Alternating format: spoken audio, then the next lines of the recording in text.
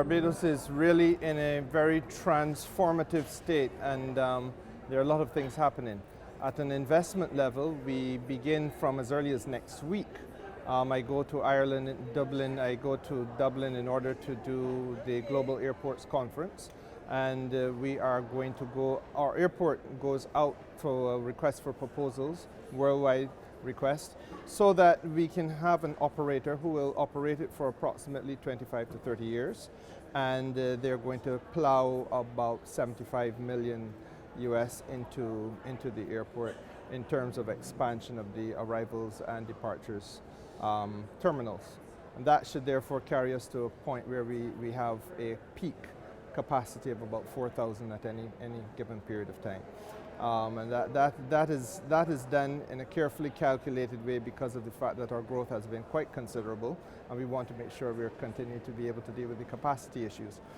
We do it in a sustainable way, so that we want now to retrofit all the electrics at the airport. All the electronic activity will be done as a result of photovoltaics. So we will use the natural energy of the sun in order to fuel all that we do at the airport and in some of the surrounding ancillary areas as well. More specifically, in terms of investment, we have about 1,000 new rooms coming on stream, and they begin construction on a number of them begins during the first half of the year 2020.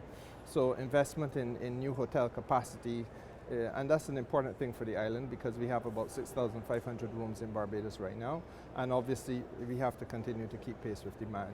Similarly, in the cruise sector, we have already started discussions with a few of the major cruise lines who are looking at partnering with us in terms of expanding our port facilities so as to continue to enable Barbados to be the home of home porting in the Eastern Caribbean. As you know, we do a tremendous amount of home porting. People fly into the island and then they take a 5 or 7 day cruise around the Caribbean, but departing from Barbados. And that allows us to do some business both pre-cruise by staying in the hotels, and post-cruise when after the cruise is over they spend a couple of days on island. And of course, then we come to the Vision 2020 and the gathering, which is really the diasporic event. We are inviting all Barbadians, friends of Barbados, Barbadians by choice, all of those people who feel a special affinity with the island to come to Barbados during any period of time of next year, beginning January 1 and going right through until the 31st of December 2020. So it is a year-long event, if you will.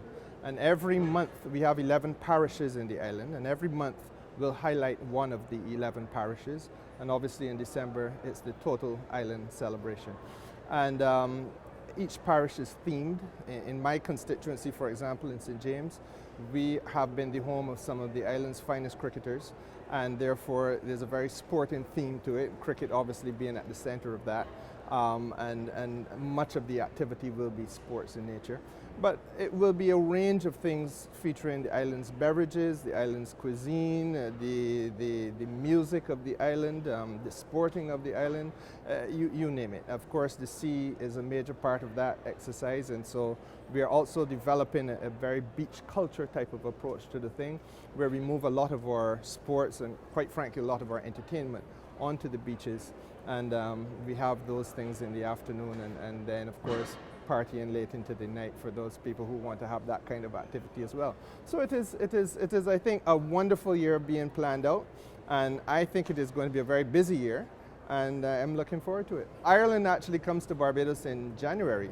They're going to play one-day internationals in Barbados, and I think we have 2 of them in January. We have taken a very conscious decision at government level in Barbados to make sustainability a central theme of everything that we are doing. And I think we have to lead by example. I mean, not so far away, the Amazon is being burnt. And what we have to demonstrate is a willingness as a small coral island, to take some leadership in preservation of the environment. One of the things that we have done is to ban all renewable plastics, so that from April of this year, that was brought to an end. We don't import, we don't do anything with renewable plastics anymore.